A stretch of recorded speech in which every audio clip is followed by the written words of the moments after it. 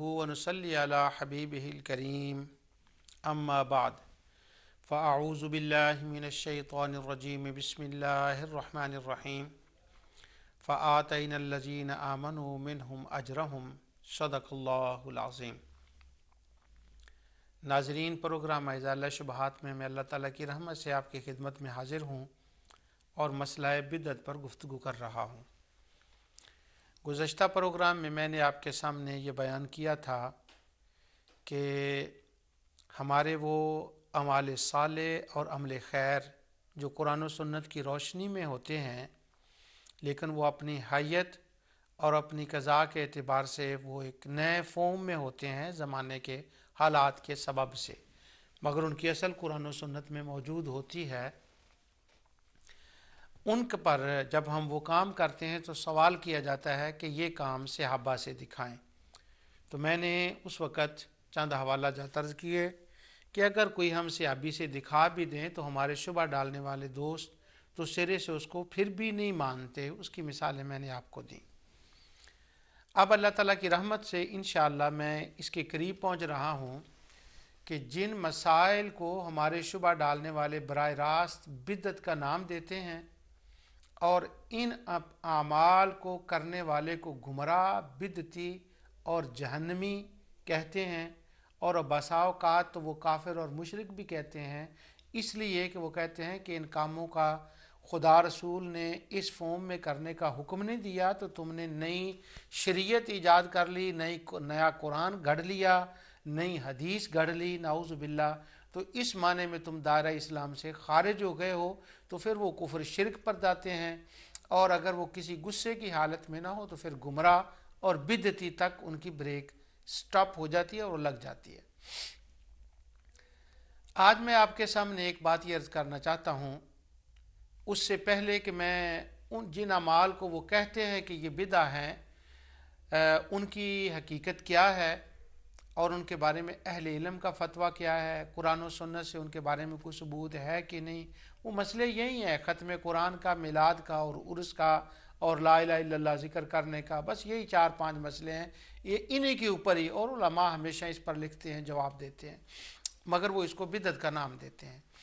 آج میں آپ کے سامنے ایک یہ بات عرض کرنا چاہتا ہوں کہ پہلے یہ میں بتا دوں کہ بدعت جو ہے وہ صرف نئے کام کو نہیں کہتے، بلکہ بدعت وہ ہے جو قرآن و سنت کے خلاف کام ہو، اس کو بدعت کہتے ہیں۔ ہاں، لغوی طور پر ایک نیا کام نئے فارم میں، نئے حیت میں ہو اور وہ قرآن و سنت کے مخالف نہ ہو تو اس کو بدعت کہا جا سکتا ہے، اور وہ غلط نہیں ہوتا۔ جس طرح سے حضرت عبداللہ بن عمر رضی اللہ تعالی عنہ نے، بخاری مسلم میں ہے کہ اکٹھے ہو کر صبح کے وقت چاشت کی نماز پڑھنے کو بدعت کہا، اور وہ بدعت حسنہ تھی۔ تو صرف ایک بدعت حسنہ ہوتی ہے اور ایک بدعت سیئہ ہوتی ہے۔ تو صرف بدعت کہنے سے کوئی بندہ نہ گمراہ ہوتا ہے، نہ جہنمی ہوتا ہے، نہ وہ دائرہ اسلام سے خارج ہوتا ہے۔ ہاں، اگر کوئی اعتقاد کے اندر ایسی بدعت کسی نے ایجاد کی جس کا تعلق اعتقادیات سے ہو، جس کی میں مثالیں پیچھے دے چکا ہوں، جیسے عمر بن لوہی کی تھی، سامری کی تھی، یا خوارج کی کچھ بعض فرقوں کی، ان کے وہ بدعتیں تھیں کہ انہوں نے سورہ یوسف کے چند رکوعوں کا انکار کر دیا کہ اس کے اندر تو محبت کے قصے ہیں، یہ قرآن نہیں ہو سکتا، نعوذ باللہ، یا کوئی نیا کعبہ بنا لے، نیا نبی بنا لے، تو وہ کام ہے جن کا تعلق اعتقاد سے، اس سے اسلام، دائرہ اسلام سے بندہ خارج ہو جاتا ہے۔ مگر قرآن کریم کی تلاوت کرے اور آخر میں صدق اللہ العظیم کہہ دے، کیا اس سے گمراہ اور بدعتی اور جہنمی ہوتا ہے کہ نہیں؟ یہ باتیں میرے موضوع سے متعلق ہے۔ تو آج میں آپ کو لفظ بدعت کا تھوڑا سا معنی بیان کرنا چاہتا ہوں کہ علماء امت اس کے بارے میں کیا کہتے ہیں، اور پھر اس کے اوپر اگر ٹائم ہوا تو میں نبی کریم صلی اللہ علیہ وسلم کی ایک حدیث بھی اس کے اوپر جو مسلم کے سے میں پڑھوں گا، اس پر بھی کچھ گفتگو انشاءاللہ ہوگی، اور 1-2 تاریخی باتیں میں آپ کی خدمت میں آج کے پروگرام میں بدعت کے حوالے سے عرض کرنا چاہتا ہوں۔ پہلے یہ سن لیں کہ حضرت عیسیٰ علیہ السلام کے حواریوں نے جو نیک کام شروع کیا تھا، اللہ تعالیٰ نے اس کے بارے میں فرمایا وَرَحْفَانِيَّةً ابْتَدَعُوهَا مَا كَتَبْنَا عَلَيْهِمْ إِلَّا ابْتِغَاءَ رِضْوَانِ اللَّهِ، انہوں نے ایک بدعت کا کام وہ شروع کیا جو اللہ نے کرنے کا حکم نہیں دیا تھا۔ تو جب اللہ نے کرنے کا حکم نہیں دیا تھا تو عیسیٰ علیہ السلام نے بھی نہیں دیا تھا، نہ عیسیٰ علیہ السلام نے دیا نہ خدا نے دیا۔ ما کتبنا علیہم، اللہ فرماتا ہے میں نے فرض نہیں کیا، انہوں نے وہ خود رہبانیت ابتدعوہا، رہبانیت کی بدعت کو خود ایجاد کیا۔ اب رہبانیت جائز ہوتی ہے کہ نہیں، اس وقت میں اس مسئلے سے بحث نہیں کر رہا، یہ ہے کہ انہوں نے نیا کام شروع کیا، اور اللہ تعالیٰ فرماتا ہے فما رعوہا حق رعایتہا، جب انہوں نے وہ کام شروع کیا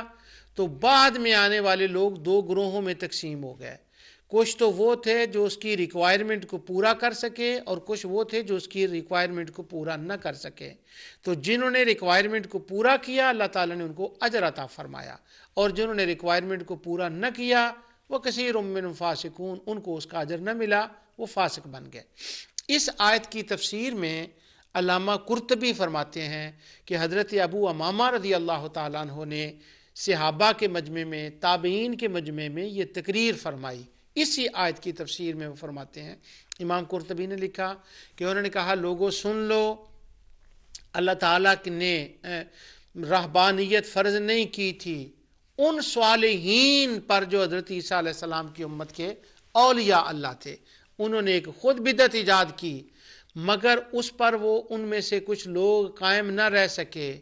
اللہ تعالیٰ نے ان پر سختی فرمائی، اور اللہ تعالیٰ کی ذات نے ان کو پسند نہ کیا کہ اس پر قائم نہ رہ سکے، اس کے حقوق پورے نہ رہ سکے، انہوں نے بھی کوئی بدعت ایجاد کی تھی، تم نے بھی یہ تراویح ہر روز پڑھنے کی بدعت ایجاد کر لی ہے،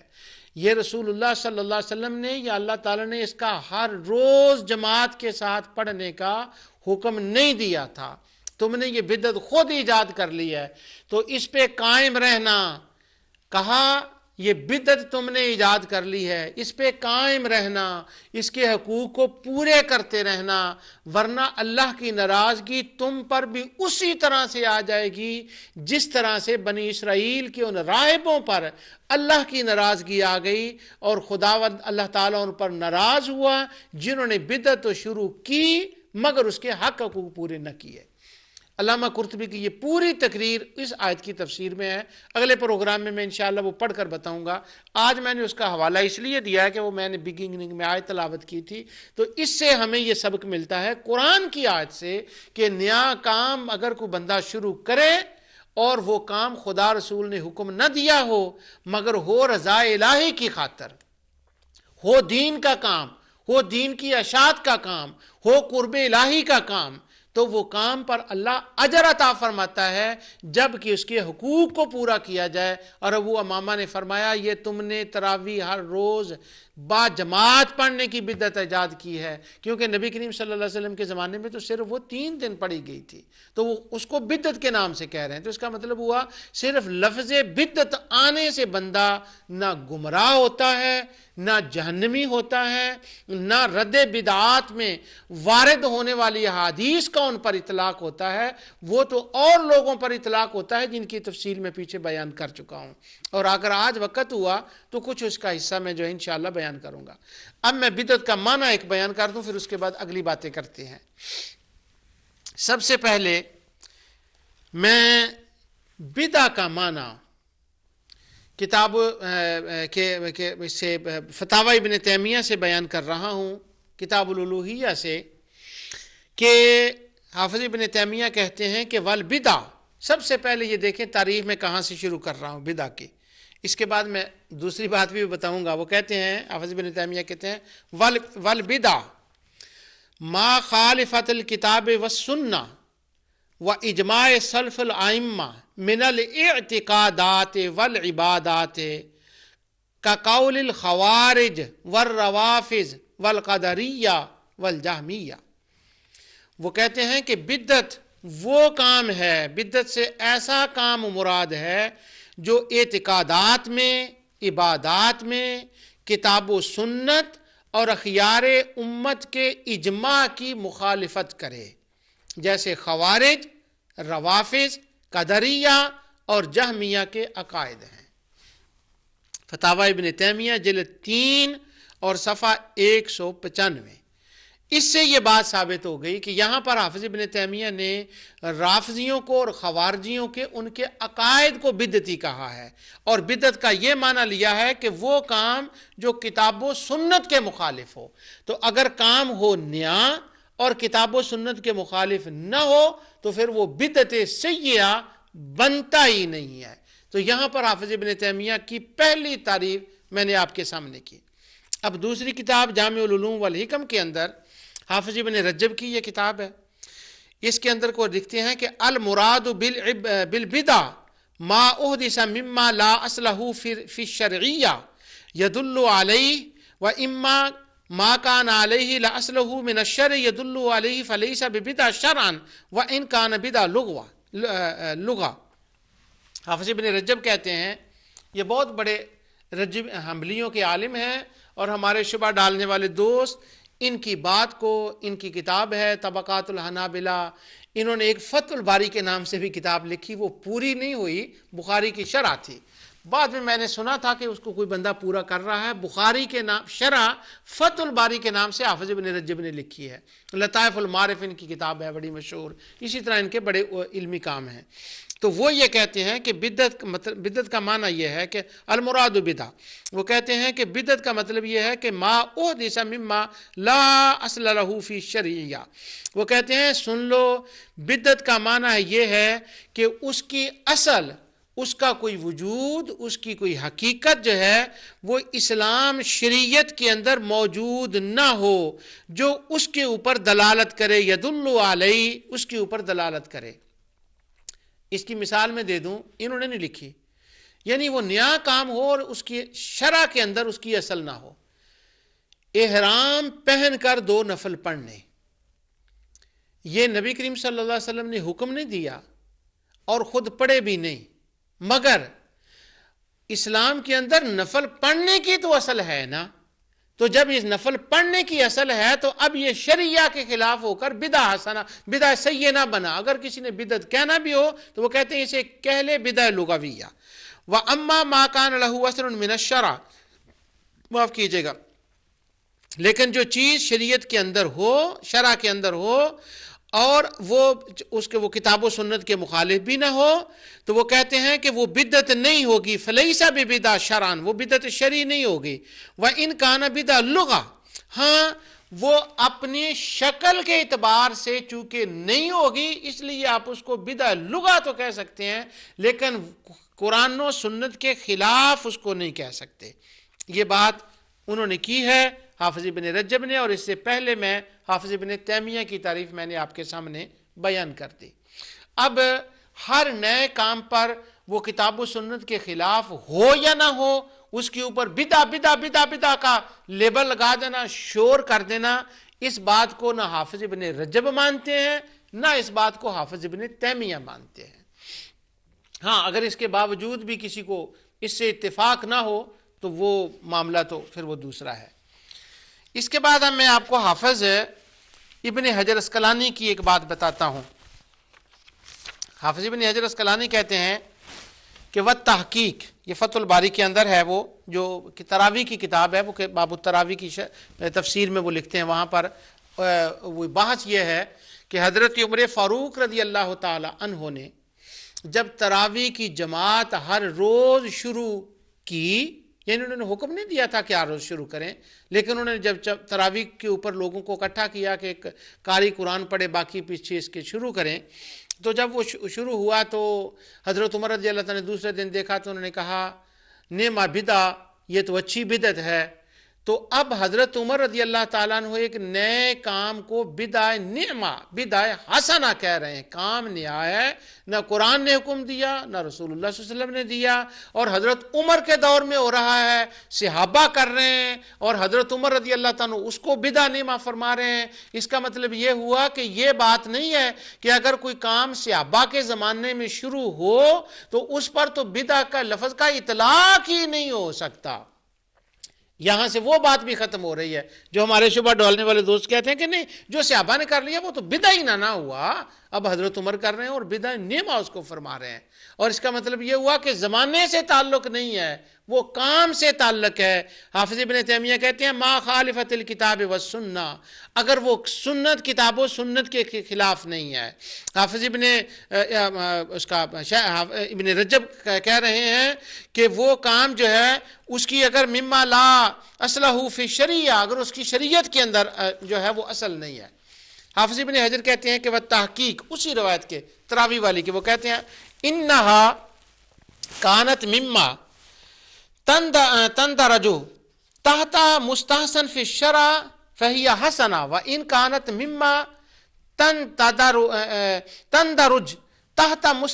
مستقبہ فی الشرع فہی مستقبہ. وہ کہتے ہیں کوئی نیا کام اگر ہو تو اس کی تحقیق کی جائے گی، اگر تو وہ کام اپنی ذات میں اچھا ہے تو فاہیہ حسنہ، تو وہ بدع حسنہ ہوگی. وَإِمَّا كَانَتْ مِمَّا تَنْدَرُجْ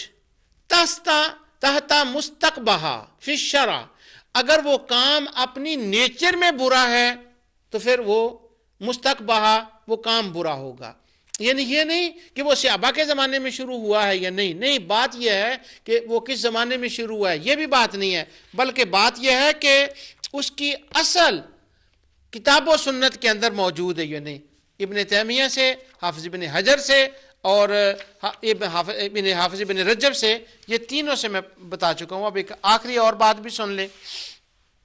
امام بدر الدین عینی نے اسی حدیث کی روایت کی شرح میں لکھی ہے کہ البدع فی الاصل لا احداث امر لم یکن فی زمن رسول اللہ صلی اللہ علیہ وسلم ثم البدع علی نوعین ان کانت مما یندرج تحت مستحسن فی شرع فہی بدع حسنہ و ان کانت مما یندرج تحت مستقبہ فی شرع فہی بدع مستقبہ. بالکل وہی بات جو حافظ ابن حجر نے کی تھی. امام عینی کہہ رہے ہیں کہ بدعت اصل میں اس نئے کام کو کہتے ہیں کہ جو نبی کریم صلی اللہ علیہ وسلم کے ظاہری زمانہ حیات میں نہ ہوا ہو، بعد میں ہوا ہو. اور اگر جو بعد میں ہوا تو پھر اس کی دو قسمیں ہیں. اگر تو وہ کام اپنی نیچر میں اچھا ہے تو پھر تو وہ بدع حسنہ ہوگا، اگر وہ برا ہے تو وہ بدع بری ہوگی. اب ایک یہ کام ہے جو اہل علم نے جس بدع کا معنی بیان کیا ہے، اور ایک وہ کام ہے جو ہمارے دوست اس بدع کا معنی بیان کر رہے ہیں. اس سے پہلے میں اگلے دوسرے حوالہ جات آپ کو بتاؤں، یہ بات میں آپ کو بتا دوں کہ مسلمان جو صالحین کار خیر کرنے والے ہیں اور ان کا کام قرآن و سنت کے خلاف نہیں ہوتا، ان کو بدعتی کہنا اور ان کو کہنا یہ بات درست نہیں ہے. اب تھوڑی سی میں آپ کو اس کی تاریخ بتانا چاہتا ہوں. یہ وہ بات ہے جو میں زور دے کر آپ کے سامنے بیان کرنا چاہتا ہوں کہ کام ہو خیر کا، کتاب و سنت کے خلاف نہ ہو،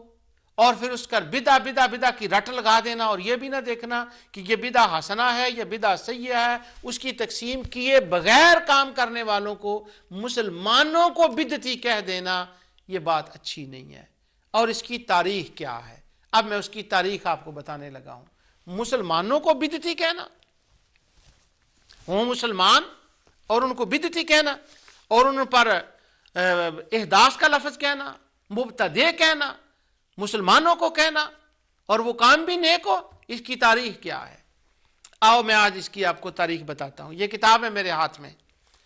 اس کتاب کے اکثر میں حوالے آپ کو دیتا رہتا ہوں، اس کے تو نام یاد ہو گیا ہوگا آپ کو. اقتضاء الصراط المستقیم فی مخالفت اصحاب الجحیم. اور اس کے مصنف کا نام اوپر لکھا ہوا ہے شیخ الاسلام تقی الدین احمد بن تیمیہ. حافظ ابن تیمیہ کی کتابیں جانتے ہیں، میں آپ کو کیا بتاؤں، وہ جو اوپر لکھا ہوا تھا میں نے وہ ذرا پڑھ کر بتا دیا آپ کو. بدعت، مسلمانوں کو بدعتی کہنا، صالحین کو بدعتی کہنا، اس کی تاریخ حافظ صاحب لکھ رہے ہیں. وہ کہتے ہیں ہوا یہ کہ نبی کریم صلی اللہ علیہ وسلم کے صحابہ نے جب حبشہ میں ہجرت کی، وہ حبشہ چلے گئے، مشرکین نے ان کو تنگ کیا تو چلے گئے ہجرت کر کے. وہاں عمرو بن عاص جو بعد میں مسلمان ہو گئے رضی اللہ عنہ، بعد کے اعتبار سے، مشرکین نے کہا کہ تمہارے وہ دوست ہیں شاہ نجاشی تم ان کے پاس جاؤ، ان کو گفٹیں دو اور مسلمانوں کو واپس لے آؤ۔ تو عمر بن عباس نے کہا میں واپس لے آتا ہوں۔ اب عمر بن عباس وہاں جاتا ہے اپنی گفٹیں لے کر، وہاں جو اس نے کلام کیا ہے شاہ نجاشی سے وہ بڑا سننے والا ہے۔ میں ساری وہ جو سیرت کے اندر باتیں ہیں میں وہ نہیں لا رہا، صرف میں بدعت کی تاریخ آپ کو بتانے لگا ہوں۔ تو حافظ ابن تیمیہ کہتے ہیں وہ گیا وہاں پر بندہ جو تھا، کما قالت رسل قریش للنجاشی ان اصحاب النبی صلی اللہ علیہ وسلم المہاجرین الی الحبشہ، حضور کے وہ صحابہ مہاجرین جو حبشہ میں ہجرت کر کے چلے گئے تھے۔ میں آپ کو کہتا ہوں ذرا ایکسٹرا اپنی جو ہے نا وہ پے کریں، آپ اپنی توجہ ایکسٹرا پے کریں اس حوالے کے اوپر۔ تو یہ نجاشی کے پاس جاتا ہے اور جا کر ان کو کہتا ہے کہ انہیں واپس دے دو، یہ تو ہمارے باغے ہوئے غلام ہیں، اور ان پر مختلفات کے الزامات لگائیں۔ اور پھر آگے جو حافظ ابن تیمیہ کے الفاظ ہیں وہ میں بتا رہا ہوں، وہ کہتا ہے ان ہؤلاء خرجوا من دین آبائہم، یہ وہ لوگ ہیں جنہوں نے اپنے باپ دادے کے دین کو چھوڑ دیا۔ اب عمر بن عاص کی گفتگو کا بھی تھوڑا سا میں سٹائل آپ کو بتانا چاہتا ہوں۔ اس نے کہا ایک تو یہ ان پر ایک تو الزام یہ ہے کہ انہوں نے اپنے باپ دادے کے دین کو چھوڑ دیا اور بھاگ کے آپ کے پاس آ گئے۔ اور پھر وہ کہنے لگا اگر انہوں نے اپنے باپ دادے کے دین کو چھوڑنا ہی تھا تو ان کو کیا چاہیے تھا؟ وہ کہتا ہے وَلَمْ يَدْخُلُوا فِي دِينِ الْمَلِكِ، تو بادشاہ اگر انہوں نے چھوڑنا ہی تھا تو یہ بادشاہ یعنی تمہارے دین میں آ جاتے۔ یہ بات کر کے اصل میں عمر بن العاص اس وقت بادشاہ کا دھیان اس طرف دلانا چاہتا تھا کہ اگر انہوں نے باپ دادے کا دین چھوڑنا تھا تو تمہارے پاس آ جاتے، تاکہ بادشاہ کے دل میں ان مسلمانوں کے خلاف ڈبل غصہ آ جائے۔ ایک تو انہوں نے باپ دادے کا دین چھوڑا اور پھر بادشاہ کے دین کو بھی قبول نہیں کیا، میرے پاس آ گئے اور میرا دین قبول نہیں کیا اور میرے ملک میں پناہ لینے لگے۔ تو وہ کہتا ہے ان ہؤلاء خرجوا من دین آبائہم ولم يدخلوا فی دین الملک، یہ تو وجاؤ بدین، یہ تو انہوں نے تمہارا وہ جاؤ میں نے پڑھ دیا لیکن ابھی میں پڑھوں گا نہیں، وہ اگلا جملہ بڑا انٹرسٹنگ ہے۔ کہنے لگا انہوں نے باپ دادے کا دین چھوڑ دیا، تمہارے دین میں بھی نہیں آئے، یہ لوگ برے ہیں، فلاں ہیں، جتنے الزامات تھے وہ لگائے، اور جب اس کا دل اس سے بھی ٹھنڈا نہ ہوا، ساری باتیں کر دیں، تو عمر بن عاص جو مشرکوں کا نمائندہ بن کر کھڑا ہوا تھا آج مسلمانوں کے خلاف کھڑا ہوا ہے، حبشی دربار میں کھڑا ہوا ہے، اب جب اس نے سارے الزام لگا دیے اس کا دل ٹھنڈا نہیں ہوا، اب اپنا آخری تیر وہ پھینک رہا ہے، آخری تیر چلا رہا ہے اور اپنے دل کو ٹھنڈک پہنچا رہا ہے اور آخری جملہ کہہ کے اپنے دل کو ٹھنڈا کر رہا ہے، اور وہ کہتا ہے وَجَاءُوا بِدِینٍ